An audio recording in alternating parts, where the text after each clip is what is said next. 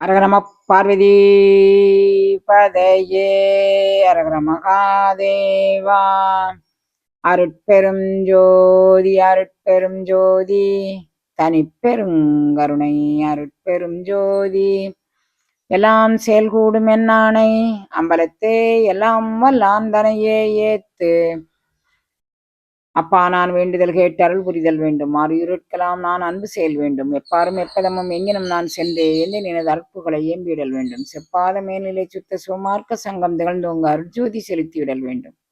தப்ப இது நான் செய்யணும் நீ பொறுத்தல் வேண்டும். தலைவன் என்னை பிரியாத நிலைமையும் வேண்டுவனே. புண்படா உடம்பும் புறைபடா மனமும் பொய்படா ஒழுக்கமும் பொருந்தே கண்படாது இரவும் பகலும் நின்னையே கருத்தில் வைத்து ஏத்துதற்கு செய்தேன். உண்பனே நினும் உடுப்பனே நினும் உலகரை நம்பிலேன் எனது நண்பனே நலம் சார் பண்பனே நினையே நம்பினேன் கைவிடேன். எல்லாம் அல்ல சிவபரம்பொருளின் திருவருட்கருணையினால் இன்று நவராத்திரி 3வது நாளுக்கான ஒரு நிகழ்வு இது. இன்னைக்கு என்ன நெய்வேத்தியம் போடணுமா, இன்னைக்கு எப்படி பூஜை பண்ணணும், இந்த முதல் 3 நாட்களும் துர்கா பரமேஸ்வரியை நாம ஆவாகனம் பண்றோம். அதனால இந்த முதல் 3 நாட்களுக்கும் நீங்க கும்பத்துக்கு கூட செவ்வரளி மாலையே போடலாம். அர்ச்சனைக்கு செவ்வரளியே நீங்க உபயோகிச்சுக்கிடலாம். இந்த துர்க்கைக்கு உண்டான நாள் கிழமை என்ன அப்படின்னு கேட்டீங்கன்னா, துர்கா பரமேஸ்வரிக்கு ராகு யாருக்கு கட்டுப்படுவார்னா துர்கா பரமேஸ்வரிக்கு கட்டுப்படுவார். யாருடைய ஜாதகங்கள்ல 3, 6, 9, 11 இந்த நிகழ்வுகள்ல அந்த ராகு இல்லைன்னா வேற இடங்கள்ல இருந்தா ஒரு ஐதீகம். உதாரணத்துக்கு சொல்றேன், 5ல இருந்தா புத்திரபாக்கியத்துக்கு காலதாமதமாகும். ட்ரீட்மெண்ட்டின் பேர்ல தான் புத்திரபாக்கியம் கிடைக்கும் அப்படின்னு எல்லாம் ஒரு விதி இருக்கு ஜோதிட சாஸ்திரத்துல. 8ல இருந்தோன்னு வச்சுக்கோங்களேன், மாங்கல்ய ஸ்தானத்துக்கான ஒரு பரிகாரம். அதே லக்கணத்திலேயோ 7லேயோ ராகு இருக்கிற வரனையோ வதுவோ பார்த்தா சரியா வரும். இது இது மாதிரியெல்லாம் சில விஷயங்கள் இருக்குன்னு வச்சுக்கோங்களேன். 9ல தகப்பனார் ஸ்தானத்துக்கு கொஞ்சம் இடையூறு விளைவிக்கும். இதெல்லாம் நிறைய இருக்கு. அதெல்லாம் நீங்கிறதுக்கு இந்த துர்க்கை நிறைய உதவி செய்வா. நீங்க துர்கா பரமேஸ்வரிக்கு நீங்க ராகு காலத்துல எல்லா கோயில்கள்லையுமே இப்ப தீபம் ஏத்துறாங்க, வைக்கிறாங்க, எல்லாம் செய்யறாங்க. எந்த திருக்கோயில்கள்லையுமே நீங்க தீபம் ஏத்துறது மிகப்பெரிய பலனை தரும். தீபத்துக்கு நம்ம எண்ணெய் கொண்டு சேர்த்துட்டோம்னாலே போதும். நாம தான் ஏற்றணும் அப்படின்னு அவசியம் இல்லை. திருக்கோயிலில் நீங்கள் எண்ணெயை கொண்டு சுத்தமான நல்லெண்ணெய், அப்படி இல்லைன்னா நெய், அதை கொண்டு சேர்த்துட்டிங்கனாலே அது பலன் தரும். இப்போ நீங்கள் துர்க்கைக்கு இங்கே வேணால் நல்லெண்ணெயில் நீங்கள் போடலாம். அதுக்கு வீட்டிலையே வச்சு நீங்கள் அந்த இதுக்கு பரிகாரம் தேடிக்கொள்ளக்கூடியதான் இந்த நவராத்திரி பூஜைங்கிறது. இன்றைக்கு 3வது நாள் பூஜையாக பருப்பு சாதம் நீங்கள் செய்யலாம். என்ன பருப்பு? துவரம்பருப்பு போட்டு சாதம் செய்யலாம். துவரம்பருப்பு சாதம் எப்படி செய்யலாம் அப்படின்னு சொன்னீங்கன்னா, நீங்கள் துவரம்பருப்பை ஒரு 2 கொதி வேக வச்சுக்கிட்டு அதுக்கு மேலே அரிசி போட்டு அதில் கொஞ்சோல புளி கரைச்சி விட்டு கொஞ்சோல தக்காளி பழத்தை அடித்து விட்டு அதில் உப்பு, தேங்காயை, கடுகு, உளுந்தம்பருப்பு, காயம், கருவேப்பிலை எல்லாம் போட்டு தேங்காய் போட்டு நல்லா வதக்கி, அது துவைக்குன்னு சொல்லுவீங்களா வதக்கின்னு சொல்லுவீங்களா? எங்கள் பாசையில் வதக்குறதுன்னு சொல்லுவோம். நல்லா வதக்கி இதை நீங்கள் அதில் சாதத்தில் கொட்டி ஒரு விசில் வரக்கூடிய அளவுக்கு நீங்கள் வச்சிட்டிங்கன்னா, உங்கள் குக்கர் ஒரு விசில் வருமா 2 விசில் வருமா அதை பொறுத்து, சாதனங்களையும் பொறுத்து. ஏன்னா இப்போ நம்ம அடுப்பில் சமைக்கிறது இல்லை. அடுப்பில் மீன்ஸ் பாத்திரங்களில் சமைக்கிறது இல்லை, குக்கரில் வைக்கிறதுனால இதை நீங்கள் பார்த்துக்கோங்க. தளிகை பாத்திரம்னு தனி பாத்திரம் வச்சுருப்பவங்க உண்டு. அப்போனா அதில் போடும்போது தளிகை பாத்திரம் குக்கரில் சமைக்கிறது இல்லைங்கிறதுனால நீங்கள் அதை பார்த்துட்டு இது மாதிரி நீங்கள் கொஞ்சம் தாளசத்தெல்லாம் இப்படி மாதிரி போட்டு நீங்கள் செய்யும்போது அது நல்ல மணக்க இருக்கும். சுட சுட அம்பாள் முன்னால் போய் வைக்கும்போது, நான் நேற்றுக்கே உங்கள்கிட்ட சொன்னேன், இந்த காப்பி பாத்திரத்தை கொண்டாந்து கொடுத்த உடனே தலைவலியெல்லாம் போய் அந்த குழந்தைங்களுக்கு நல்லது செஞ்ச மாதிரி, அந்த தாய் அந்த குழந்தைய அள்ளி அரவணைச்ச மாதிரி நமது தாயும் நம்மை அள்ளி அரவணைப்பாள். அதை நீங்கள் நினைவில் வச்சுக்கோங்க, சரியா? அப்போ நீங்கள் இது மாதிரி துவரம்பருப்பு சாதம் செஞ்சுக்கோங்க. இன்றைய தளிகைக்கு இந்த செய்தியை சொல்கிறேன். பிரசாதத்துக்கு இந்த துவரம்பருப்பு சாதம் செஞ்சுக்கோங்க. அப்புறம் நீங்கள் என்ன பண்ணுறீங்க, பயிர் வகைகளில் எடுத்துக்கிட்டிங்கன்னா சுண்டல் கடலை செய்யலாம்.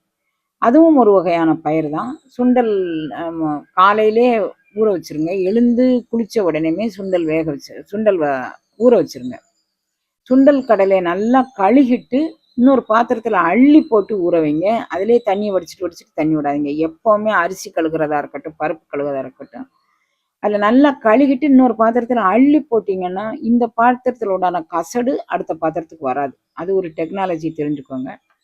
அப்புறம் வந்து சுண்டல் கடலையை வேக வைக்கிற பாத்திரம் எதுவோ அதிலே போட்டு தண்ணியை போட்டிங்கன்னா, நீங்கள் குக்கரில் வைக்கிறீங்களா, தளிகை பாத்திரத்தில் வைக்கிறீங்களா, அதுக்கு தகுந்த மாதிரி குக்கர்லனா 4 விசில் விட்டால் போதும்.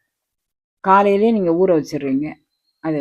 அதுக்கப்புறம் அதை இருத்துட்டு உப்பு போட்டு கடுகு, உளுந்தம்பருப்பு, காயம், கருவேப்பிலை, மிளகுத்தூள் பிச்சு போட்டு தாளித்து அதில் வந்து இந்த சுண்டலை போட்டு அதுக்கு மேலே தேங்காய் திருவி போட்டு செய்யலாம்.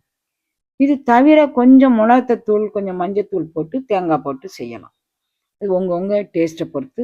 சுவாமி வந்து காலதேச வர்த்தமானங்களை கண்டவர். பசி, தாகம், தூக்கம், சோம்பல், மானுடர்களுக்கு. தெய்வத்துக்கு பசி, தாகம் இதெல்லாம் கிடையாது.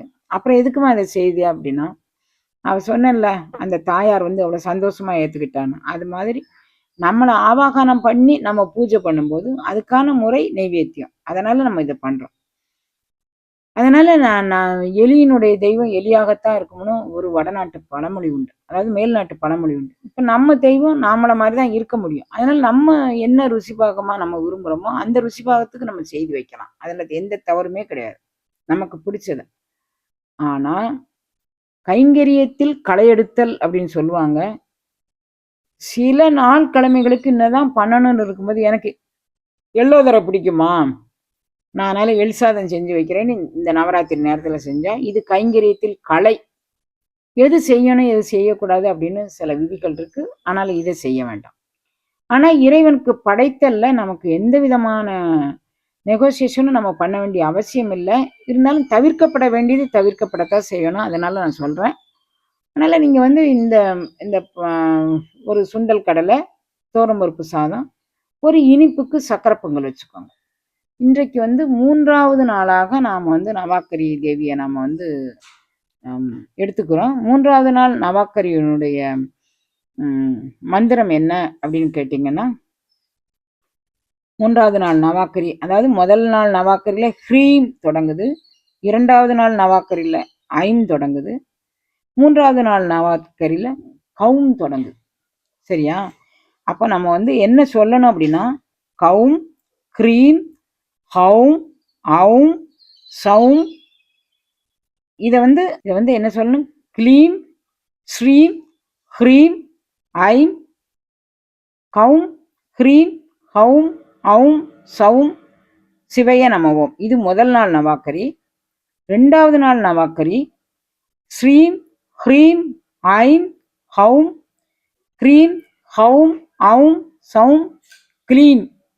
இது சிவைய நமவோம். இது 2வது நாள் நவாக்கரி. 3வது நாள் நவாக்கரி என்ன அப்படின்னு கேட்டிங்கன்னா, ஹ்ரீம், ஐம், கௌம், க்ரீம், ஹௌம், அவும், சௌம், க்ளீம், ஸ்ரீம். இது வந்து 3வது நாள் நவாக்கரி. ஸ்ரீம் சிவைய நமவோம். எல்லா மந்திரங்களும் அந்த அட்சரங்களை சொல்லி நிறைவாக சிவைய நமவோம் அப்படின்னு நம்ம சொல்லணும். இதுதான் நவாக்கரியோட நிறைவு. இது 3வது நாள் நவாக்கரி. இதை 9 நாளும் இந்த நவாக்கரியை வந்து நீங்கள் சொல்லலாம். 9 நாள் நவாக்கரியும் நாம் எப்படி சொல்லணும் அப்படிங்கிறத பண்ணிக்கலாம். ஆமாம், இத்தனையும் எங்களால் சொல்ல முடியாது அப்படின்னு நினைக்கிறவங்க ஒரு 10 பாடல் அபிராமி அந்தாதியில் அந்த பொருளோடு நீங்கள் வந்து அந்த இதை கேட்டுக்கிட்டு 10 பாடல், முதல் நாளைக்கு ஒரு 10 பாடல், 2வது நாள் ஒரு 10 பாடல், 3வது நாள் ஒரு 10 பாடல், அப்படி எடுத்துக்கிட்டிங்கன்னா நம்ம அந்த நாள் முடியும் போது உங்களுக்கு எல்லா பாடலும் முடிஞ்சிடும். அதே மாதிரி சகலகலாவல்லி மாலை முதல் நாள் ஒரு பாடல், 2வது நாள் ஒரு பாடல், அதை எடுத்துக்கிட்டிங்கனாலும் அப்படி முடிஞ்சிடும். நவாக்கரியில் ஒரு நாளைக்கு ஒரு நவாக்கரியாக கூட சொல்லலாம். இல்லைம்மா எங்களுக்கு நேரம் இருக்குது, எங்களால் முடியும் அப்படின்னு நினைக்கிறவங்க 9 நவாக்கரியும் தினமும் சொல்லுங்கள். நவாக்கரி அட்சரம் 9ஐயும் தினமும் சொல்லுங்கள். அதனுடைய வேல்யூ என்னன்னு நீங்கள் சொல்லி முறையாக சொல்லி பார்க்கும்போது அது உங்கள் மனதில், உடலில், உணர்வில் மிகப்பெரிய மாறுதலை ஏற்படுத்தி தரக்கூடியது.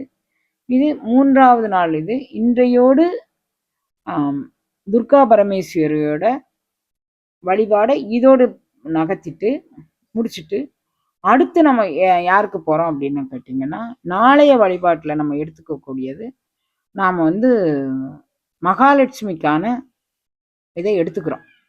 அப்போ மகாலட்சுமி வழிபாடை நாளைய வழிபாட்டில் நம்ம சேர்த்துக்கலாம்.